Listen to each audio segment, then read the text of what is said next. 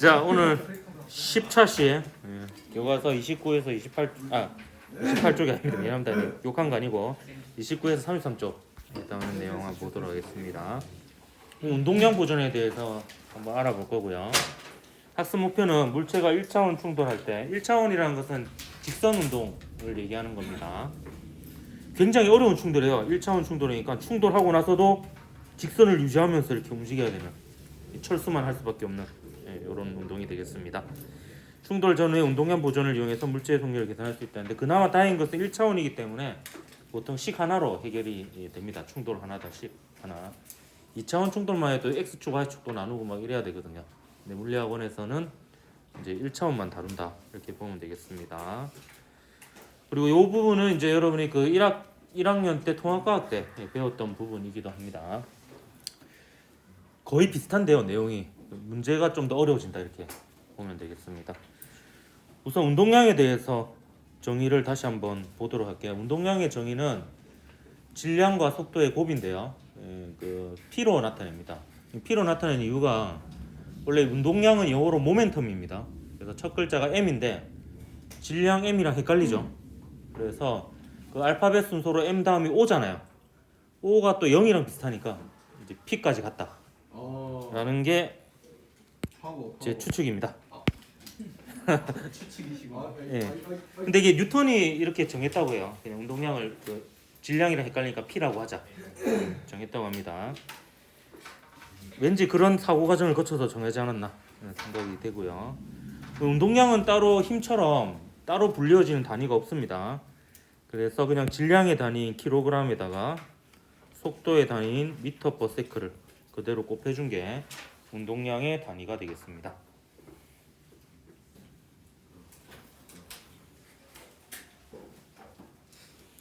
그러니까 이 운동량과 뉴턴의 제2법칙하고는 어떤 관계가 있느냐? 원래 뉴턴이 얘기한 뉴턴 제2법칙 오리지널 버전은 힘은 시간분의 속도의 변화량이 아니라 운동량의 변화량이다 라고 얘기를 했었습니다.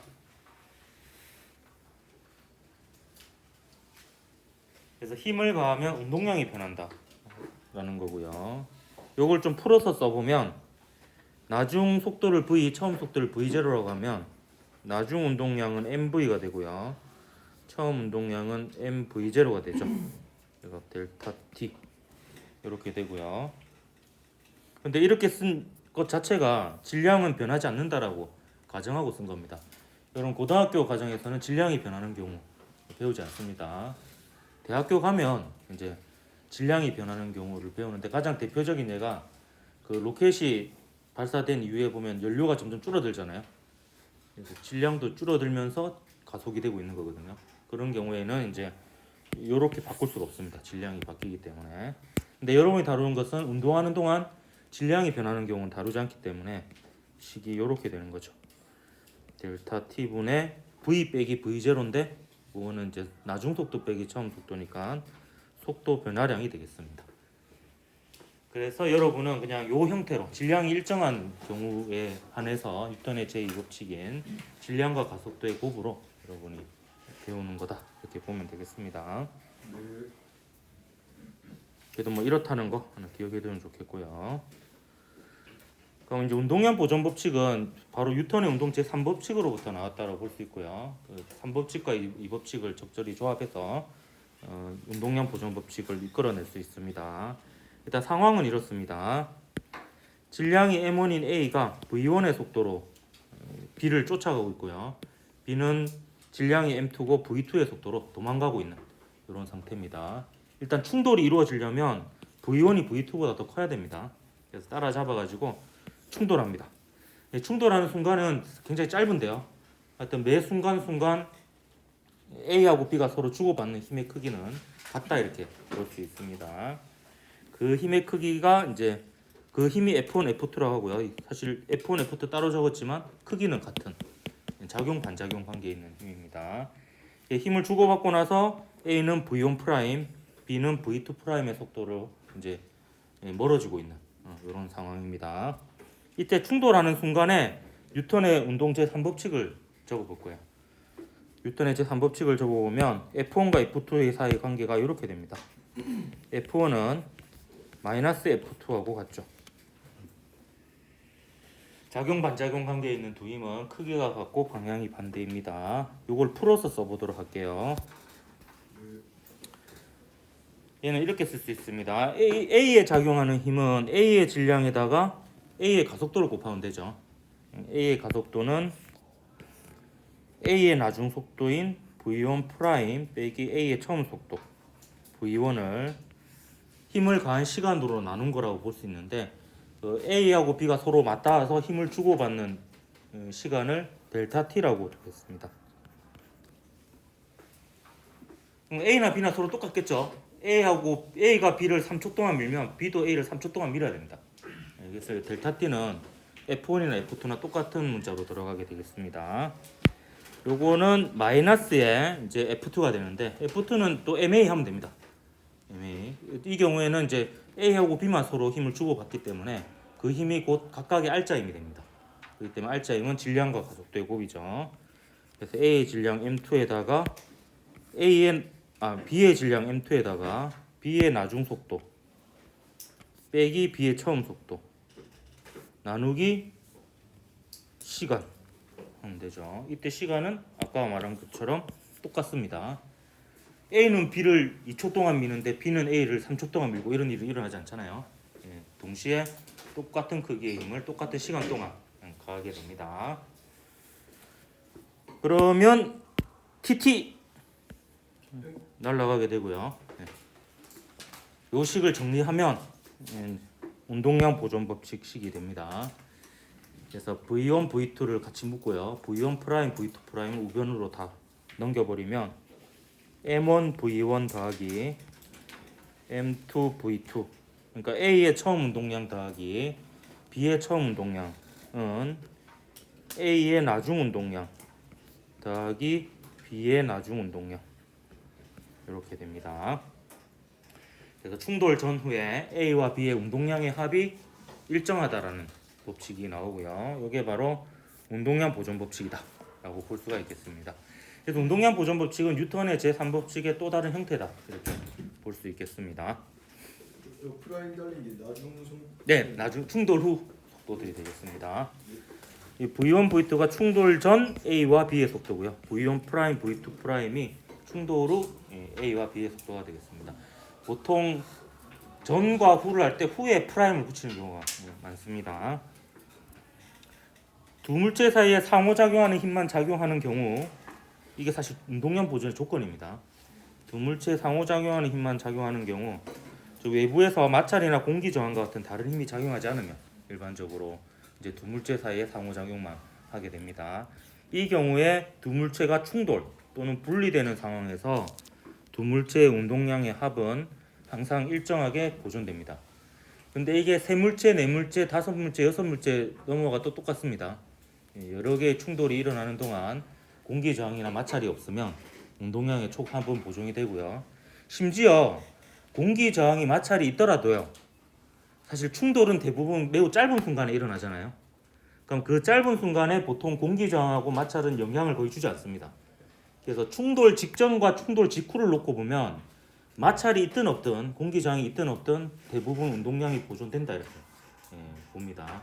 근데 공기 저항이나 마찰이 있으면 충돌 전에도 이미 속도가 변할 거고요. 충돌 후에도 막 속도가 변하니까 그런 의미에서 운동량이 보존되지 않는다라고 이렇게 얘기를 하는 겁니다. 근데 충돌 이건 좀 어려운 얘기인데요. 그 마찰이나 공기 저항이 있어도 이게 워낙 순식간에 충돌이 일어나기 때문에 충돌 시간이 매우 짧은 경우에는 그 다른 조건 다 필요 없고 무조건 운동량이 충돌 직전과 직후만 놓고 보면 보존이 된다. 이렇게 이건 일반적으로 여러분 보면 되겠습니다.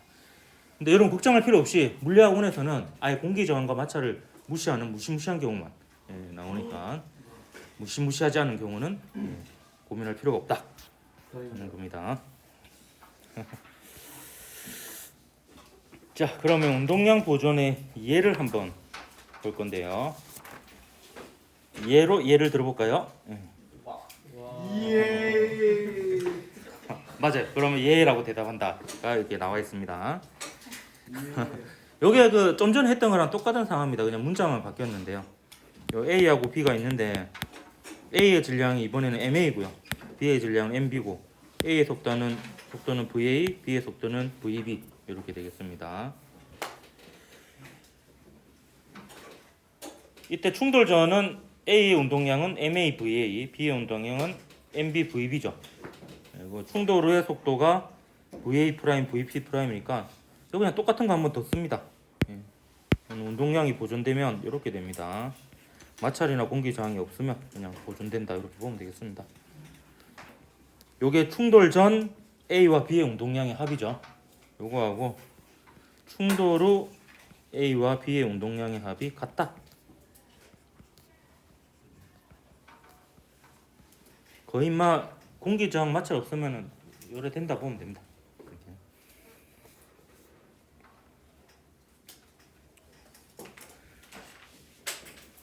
그리고 수평면이어야 됩니다. 수평면. 네.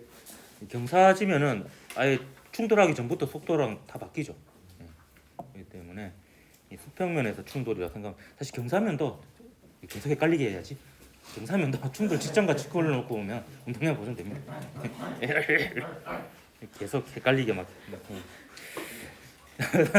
이 충돌 중에 이렇게 되는 경우도 있어요. 이 두 개가 이제 끈적끈적하거나 자석이거나 뭔가 붙는 거면은 충돌로 아예 붙어버리는 경우가 있습니다. 근데 이때도 어차피 작용 반작용 법칙은 그대로 적용되기 때문에 운동량 보존 법칙이 성립합니다. 그래서 이런 경우에 이제 어떻게 하면 되느냐? 이런 경우는 이제 문제가 있습니다. 이제 운동 방향이 전부 다 오른쪽이 아니죠. 이 경우에는 이제 오른쪽도 있고 왼쪽도 있고 이렇기 때문에 이거는 좌표축을 잡아가지고요. 어느 한쪽을 플러스로 잡습니다. 오른쪽을 플러스로 저는 잡을게요. 그러면 이제 어차피 1차원 운동이기 때문에 방향은 플러스와 마이너스로 표현하면 됩니다. 근데 만약에 충돌 전은 이렇게 만약에 명시되어 있으면 얘는 오른쪽 얘는 왼쪽이잖아요. 근데 충돌 후에 얘가 오른쪽으로 갈 수도 있고 왼쪽으로 갈 수도 있고 사실 모르는 거잖아요. 그러면 어떻게 하냐면 되냐면 그 식은 그냥 오른쪽이라고 두고 식을 세워요. 그랬더니 플러스가 나왔어. 이 V가. 그러면 오른쪽이 맞는 겁니다. 근데 마이너스가 나왔어 V가. 그럼 왼쪽으로 움직인다라는 뜻이 되겠습니다. 요 경우에는 이제 이렇게 쓰면 되겠습니다. MAVA 얘는 VA가 플러스니까 그냥 바로 곱해줬습니다. 더하기 MB에 이제 이게 조심해야 되죠. VB는 VB 자체 문자가 플러스라고 하면 얘가 방향까지 제대로 표시를 해야 되기 때문에 마이너스 VB가 되겠습니다. 근데 실제로 이런 문제를 풀 때는 이제 숫자로 나오는 경우에는 뭐 왼쪽으로 2m/s다. 그럼 마이너스 2를 곱해야 되는 거죠. 그거는 MA하고 MB가 이제 합쳐지죠. 이거 전체의 속도 V 이렇게 되겠습니다. 그래서 만약에 얘보다 얘가 더 크면 얘가 플러스가 돼서 오른쪽으로 움직일 거고요. 얘보다 얘가 더 크면 마이너스가 되어서 이 값도 마이너스로 구해질 거고, 그렇다는 것은 방향이 왼쪽이라는 뜻이 된다. 이렇게 보면 되겠습니다. 그래서 운동량 보존식을 세워서 문제를 풀 때는 조심해야 될 게 이제 여러분이 방향을 아는 경우에는 뭐 이런 식으로 표현을 하면 되는데요. 미리 방향을 모르는 경우에는 그냥 미지수를 둘 때 그냥 플러스로 뒀다가 이게 플러스로 계산해서 나오면은 그 플러스 방향인 거고 마이너스로 나오면은 마이너스 방향이고 그렇게 해석을 하면 되겠습니다. 자, 이 충돌에서도 운동량이 보존되는데 분열할 때도 운동량이 보존됩니다.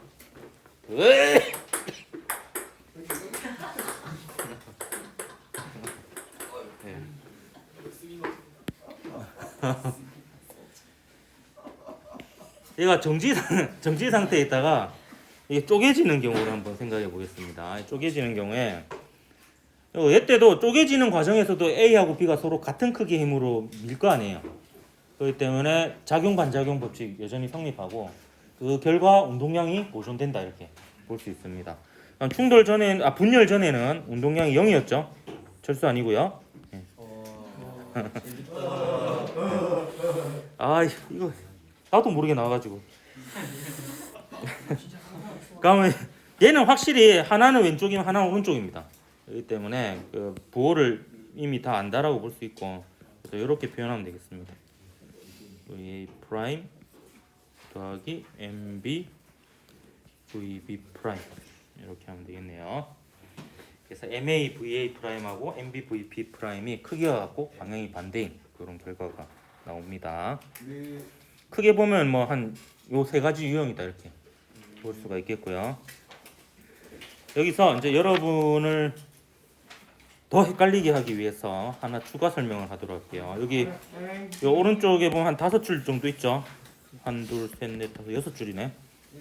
여기에 이제 씁니다. 뭐에 대해서 제가 설명할 거냐면 상대 속도에 대해서 좀 설명을 할까 합니다. 와. 자, 요 부분은 이게 그 학력평가 문제도 계속 진화를 하거든요. 진화를 해서 이게 상대 속도라는 개념이 교과서마다 설명되어 있는 경우가 있고 설명 안 되어 있는 경우가 있었습니다. 좀 애매모호했는데요. 이걸 알아야지 풀 수 있는 문제들이 막 계속 몇 년 전부터 등장하기 시작했습니다. 그래서 이걸 이제 처음에는 저도 넣었다가 다시 뺐다가 다시 설명하는 이런 부분이 돼요. 이게 교육과정 해설서에도 사실 좀 애매하게 나와 있거든요. 이 부분이 명시가 안 되게 써가지고 이게 한데 이제 문제를 계속 출제위원들이 어렵게 내다 보니까 이제 이 개념을 써서 문제를 푸는 경우가 있습니다. 일단 상황은 이렇습니다. 마찰이 없는 무시무시한 면에 A하고 B가 있는데요. 각각의 속도가 VA, VB입니다. 그 오른쪽을 플러스로 잡고 설명을 할 겁니다. 둘 다 오른쪽으로 움직이고 있는 상황이라고 하고요. 그다음에 얘가 관찰자입니다. 그러니까 A 위에 이제 관찰자가 타고 있다라고 이렇게 보면 되겠고요. 그다음 이게 관측 대상이에요. 근데 이 VA하고 VB는 뭐냐면 요 바깥에 있는 정지한 관측자가 본 각각의 속도입니다. VA하고 VB는요. 무슨 말인지 알겠습니까? 뭐 너무 당연한 얘기인데 요거는 좀 이렇게 마찰이 없는 무시무시한 면이고요. 여기에 이제 VA하고 VB가 이렇게 가고 있는데 그 VA하고 VB의 속도는 요 지면에 있는 정지한 사람이 본 속도고요. 근데 여기서 이제 우리가 알고 싶은 건 뭐냐면 A가 바라본 B의 속도예요. A가 본 B의 속도. 그래서 그거를 뭐라고 표기할 거냐 하면 요게 이제 고등학교 교과서는 다 똑같이 표현되어 있더라고요. 제가 모든 교과서를 다 봤는데요. 두 종류밖에 되지 않아서. 옛날에 두 종류였는데 요새 여러 종류이긴 합니다. 참. A가 바라본 B의 속도를 보통 이렇게 표기하는데 나중에 대학 물리학에 가면 거의 거꾸로 표시되어 있는 경우 많아요. 근데 이거는 고민할 필요 없는 게 보통 문장으로 나옵니다. 그러니까 A가 바라본 B의 속도. 저도 밑에다 적어줄게요. 얘는 뭐냐 하면은 A가 본 B의 속도예요. B의 속도. A가 관찰자고요. B가 관측 대상이고.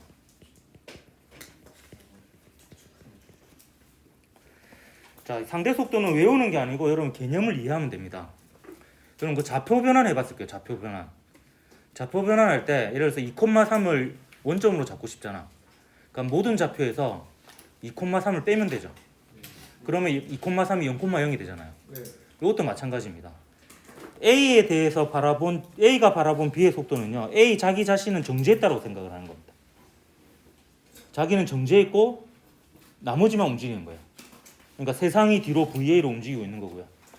B는 또 다른 속도로 보이게 되는 겁니다. 그러면 좌표 변환할 때랑 똑같듯이 자신의 속도만 빼주면 됩니다. 모든 속도에서. 그래서 관측 대상의 속도인 VB에서 자신의 속도인 VA를 빼주면 됩니다. 이게 이제 상대 속도 공식이 되겠습니다. 이렇게 표시할까? 얘와 얘는 각각 이게 관찰자, 미안합니다. 관측 대상이고요. 결국에 B의 속도잖아요. B의 속도니까 일단 B의 속도에다가 자신의 속도, 관찰자의 속도를 빼주면 자신의 속도는 0이 되는 거죠. 0이 되면서 이제 자기의 속도를 0이라고 했을 때 상대방의 속도가 나오는 겁니다. 그래서 여러분 그 상대 속도는 어떻게 기억을 하냐면 관찰자의 속도를 빼주는 속도다. 이렇게 기억하면 되겠습니다. 그럼 관찰자가 정지했다고 생각했을 때 상대방의 속도다. 이렇게 보면 되겠습니다. 그럼 얘가 만약에 3m/s고 얘가 2m/s면 3 빼기 2하면 되는 거죠. 1m/s 멀어지고 있는 거죠. 근데 얘가 만약에 4m/s인데 얘가 2m/s다. 그러면 2 빼기 4 하면은 마이너스 2m/s죠. 네. 그럼 얘가 받았을 때는 얘는 마이너스 방향 왼쪽으로 움직인다는 뜻입니다. 즉 이제 가까워진다라고 이렇게 볼 수가 있는 거죠. 그래서 상대 속도에 대한 표현으로 그 자료로 뭐가 주어지냐면 A와 B 사이의 거리를 시간에 대한 그래프로 주어져요. A하고 B 사이의 거리를 시간에 대한 그래프로 그려주면 그거의 기울기가 상대 속도를 의미하게 되는 겁니다. A하고 B 사이의 거리를 시간으로 나누면 A하고 B 사이의 거리가 멀어지는 속도 혹은 가까워지는 속도거든요. 그게 곧 이제 상대 속도가 되는 겁니다. 그래서 그거를 부호를 잘 정해가지고 정확하게 해석을 해야지 문제를 풀 수가 있거든요. 그래서 이 부분으로 이제 여러분을 좀 어렵게 만드는 그런 부분이 있습니다. 그거는 이제 차차 문제 풀면서 또 적용해가지고 보여주도록 할게요. 그래서 상대 속도 개념을 이제는 어쩔 수 없이 명확하게 좀 이해해야 되는 부분이다. 이렇게 보면 되겠습니다. 벌써 간 애들이 많은데요. 어디론가 넘어갔는데 요 실험 왼쪽 절반 내용은 여러분이 알고 있어야 된다. 여기 문제화되어서 나오기도 하고 교과서에도 있는 실험이거든요. 근데 오른쪽 절반은 심화라고 적어놨죠. 이거는 시험 문제하고도 관계 없고요. 그럼 그 모의고사하고도 관계 없을 겁니다. 관계 없는데 다행이다. 이게 좀 알아두면은 좀 좋은 면이 있어요. 그래서 이제 추가적으로 이제 설명을 한 겁니다. 그래서 제가 몰라도 된다라고 얘기하는 부분은 알아도 된다라는 뜻이 되는 거예요. 굳이 몰라도 된다고 해서 다 모를 필요는 없다. 요건 알아야 됩니다. 요거는 알아야 된다고 해서 모두가 아는 건 또 아니죠. 역학수레를 이용한 운동량 보존 실험입니다. 요거는 좀 조별 실험하기가 좀 상거로워가지고 이제 안 하는데요. 한 번만 해보면 안 될까요? 안 돼. 안 할래요. 아, 네. 이게 일주일에 3시간이면 충분히 하고 넘어갈 수 있는 실험인데 일주일에 2시간이어서 여러분한테 좀 문제를 풀 수 있는 시간을 주는 게 나을 것 같습니다. 자, 요거는 이제 실험을 어떻게 하는지 일단 설명을 할게요. 역학수레 2개가 필요하고요. 그다음에 역학수레에 올릴 추가 필요하고 두꺼운 책은 이 수레를 멈추는 용이기 때문에 뭐 다른 걸로 대체할 수도 있습니다. 뭐 나무 도막이라든지 사람의 손이라든지 이런 걸로 이제 바꿀 수가 있고요. 그다음에 자랑, 나무 막대랑 나무 막대 왜 필요하지? 저울이랑 뭐 나무 막대랑 두꺼운 책은 둘 중 하나 있으면 되는데 제가 만들면서 잠깐 졸았나 봅니다. 자, 시험 과정 보면 그림과 같이 평평하고 매끄러운 책상의 양 끝에 두꺼운 책을 놓습니다. 이 두꺼운 책은 그냥 수레가 책상 밖으로 안 떨어지게 막아주는 역할을 합니다. 그 수레 A에 추를 얹어서 수레 A, B의 질량 MA, MB를 기록하는데요. 이때 MA, MB라는 것은 수레와 추를 합친 질량을 얘기하는 겁니다. 수레에 부착된 용수철을 압축시켜서 A와 B의 전면을 마주 놓고요. 압축시킨 상태에서 위에서 이제 고무망치를 탁 치면은 얘가 풀리면서 분열되는 이런 상황입니다. 그래서 수레 측면에 용수철 압체 해제 장치를 나무막대로 가볍게 쳐서 두 수레를 반발시켜 두 수레가 책과 충돌하는 소리를 듣는데 이때 소리가 동시에 들리는 책의 위치를 찾는 거예요. 근데 이건 뭐 내가 약간 뭐 점쟁이도 아니고 뭐 아무렇게나 놓고 이렇게 찾을 수는 없잖아요. 그래서 여러분이 그 운동량 보존 법칙을 이용해서 예상을 하고 그 수레 멈춤형 막대나 책을 그 위치에 위치시키면 됩니다. 이때 보면 요 DA하고 DB의 의미가 중요한데요. 이게 동시에 도달하는 위치를 찾는 거라 했잖아요. 그럼 여기서 출발해서 여기에 도착하는 시간이 똑같다라는 거죠. 그래서 같은 시간 동안에 간 거리이기 때문에 요 DA하고 DB는 결국에 분열 이후에 수레의 속도에 비례한다 이렇게 볼 수가 있습니다. 그러니까 실제로는 거리지만 같은 시간 동안에 이동한 거리이기 때문에 그 속도의 크기를 의미한다라고 볼 수가 있는 거죠. 그래서 잘 보면 이 실험 결과를 보면 질량이 MA가 0.3, 0.3 똑같을 때 그리고 0.5, 0.3, 0.7, 0.3 뭐 이런 식으로 조합이 있는데 이때 보면은 요 두 개의 곱이 요 값이 되는데요. 각각 요 값들이 보면은 그 각각의 운동량의 크기에 비례하거든요. 그래서 이게 거의 똑같이 나오는 것을 볼 수가 있습니다. 물론 이거는 끼워 맞춘 거고요. 그래서 보면 이제 이게 1이 되는 이유가 충돌 분열 이후에 A와 B의 운동량이 같아야 되기 때문에 요 두 개가 이제 같으면은 나누면 1이 되죠. 요건 실험한 영상을 실제로 보여주도록 할게요. 좋아요. 예. 아, 좋습니다. 예. 자, 요거는 어떻게 실험을 한 거냐면 이제 요 술의 하나가 500g입니다. 요거는 우리 학교에도 있는 술인데요. 한 번도 이 학교에서는 해보지 않았지만 500g이고요. 오늘 학교인가요? 전에 학교입니다. 전에 학교 어디죠? 전에 근무했던 학교입니다. 울산에 있는 학교고요. 예, 학성고입니다. 학성고. 예, 요거는 이제 그 250g, 그 추의 무게의 절반 되는 무게의 추입니다. 그래서 이걸로 처음에는 둘 다 수레 위에 추를 안 넣어놓고 실험을 했어요. 그럼 당연히 질량과 거리의 곱, 질량과 속도의 곱이 같아야 되기 때문에 같은 위치에 놓으면 동시에 도달하겠죠. 그래서 이제 요 수레 멈춤용 막대를 각각 똑같은 거리인 20cm에 놓고 이렇게 칩니다. 치면 요 위에 이렇게 톡 치면 얘가 풀리면서 분열이 되게 돼 있어요. 그래서 요거를 이제 같은 거리만큼 이렇게 떨어뜨려 놓고 요 밑에가 이제 잡니다. 자. 해놓고 이렇게 통 치면은 얘가 동시에 이제 도달하는지를 확인하는 거예요. 그래서 이제 역으로 이제 운동량 보존 법칙을 이제 확인하는 실험이다라고 볼 수가 있습니다. 이거 오래 걸려요. 이게 톡 치면 이게 슬로우 모션입니다.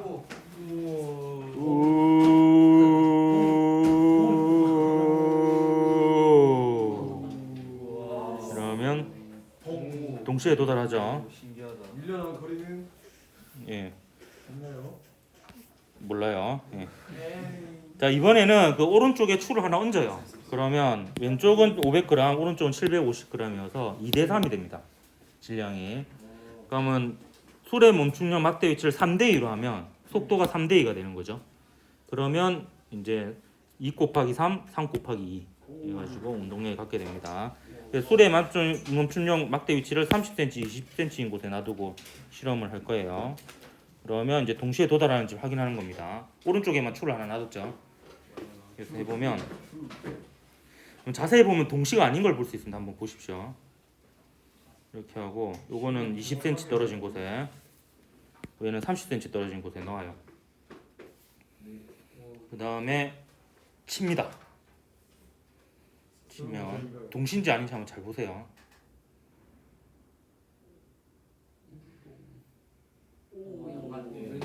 약간 미세하게 왼쪽이 더 먼저 도달했죠. 사실 이게 이렇게 돼야 됩니다. 왜냐하면 맞아요. 무거울수록 마찰이 더 영향을 많이 받거든요. 마찰 영향을. 그래서 얘가 마찰 영향을 더 많이 받기 때문에 원래 예상보다 늦게 도달해야 됩니다. 그래서 진짜 실험이 잘 된 거다 이렇게 볼 수 있죠. 근데 이게 거꾸로 되는 경우가 있는데 그건 수평이 안 맞는 경우입니다. 그런 경우는 이제 그렇습니다. 이번에는 추를 오른쪽에 두 개 놔요. 그러면 질량이 1대2니까 2대1. 속도는 2대1이 돼야 되죠. 그래서 30cm, 15cm 이렇게 위치를 놔둬봤습니다. 그럼 이것도 마찬가지로 어느 게 먼저 도달하겠노? 왼쪽 게 조금 먼저 도달하겠죠. 사실 마찰의 영향을 좀 덜 받으니까. 그러니까 그런 것까지 해석을 하면 이제 실험을 잘 한 거예요. 이제 실제는 마찰 있잖아요. 이제는 맞죠? 약간 먼저 도달하죠 왼쪽이. 근데 마찰이 전혀 없다면은 동시에 도달을 했을 겁니다. 마찰이 없는 곳에서 실험해 주세요. 우주로 가서 하세요. 네. 우주복 입고 그 바깥에서 이렇게. 자, 이제 자도 되는 시간입니다. 이미 자고 있는데요. 충돌과 운동 에너지에 대한 얘기를 좀 잠깐 할까 합니다. 이 부분은 이제 무슨 내용이냐면 여러분 아마 그 일상 용어로 탄성 충돌, 비탄성 충돌 이런 말을 들어본 적이 있을 겁니다. 그 말의 의미에 대해서 설명을 할 건데요. 충돌 과정에서 두 물체는 똑같은 크기의 힘을 주고받기 때문에 작용 반작용 법칙에 의해서 운동량 보존은 반드시 돼야 됩니다. 하지만 충돌이나 분열 과정에서 에너지가 보존되는 것은 거의 드뭅니다. 오히려. 그래서 에너지가까지 보존되는 것을 탄성 충돌이라고 하고 보통은 에너지가 충돌 과정에서 소리나 빛, 열 에너지 등으로 이제 일부 손실이 되어서 충돌 후에 운동 에너지가 더 줄어듭니다. 물론 운동 에너지가 더 커지는 경우도 있습니다. 폭탄이 폭발하는 경우. 운동 에너지가 0이었죠. 근데 화학 에너지가 이제 운동 에너지로 바뀌는 과정이에요. 근데 이 과정에서도 운동량은 보존이 됩니다. 근데 이제 에너지는 다르다라는 거예요. 그래서 분열을 제외하고 충돌에 대해서 얘기를 할 겁니다. 일단 충돌 전에 A가 B를 쫓아가고 있습니다. 그래서 가까워지는 거죠. V1이 V2보다 더 큽니다. 충돌 후에는요. V2 프라임 비해서 V1 프라임이 무조건 작아야 됩니다. 그래야지 이제 멀어지는 거죠. 근데 이때 V2 프라임은 반드시 오른쪽이에요. 근데 얘는 경우에 따라서 오른쪽일 수도 있고 왼쪽일 수도 있습니다. 근데 식을 세울 때는 이걸 그냥 오른쪽에 두고 식을 세워서 풉니다. 그래서 플러스가 나오면 오른쪽으로 가는 거고 마이너스가 나오면 왼쪽으로 가는 거고 일단 그렇습니다. 일단 충돌 전에는 가까워지고요. 충돌 후에는 멀어집니다. 이거는 반드시 그렇게 될 수밖에 없는 상황입니다. 이때 운동량 보존은 반드시 된다 그랬죠. 그래서 운동량 보존식을 그냥 쓴 거고요. 운동 에너지는 일반적으로 충돌 후에 줄어듭니다. 그래서 운동 에너지의 합은 같은 경우도 있고요. 같은 경우가 탄성 충돌입니다. 근데 일반적으로는 충돌 후가 더 작습니다. 그래서 이렇게 적은 거예요. 그래서 요 식을 정리합니다.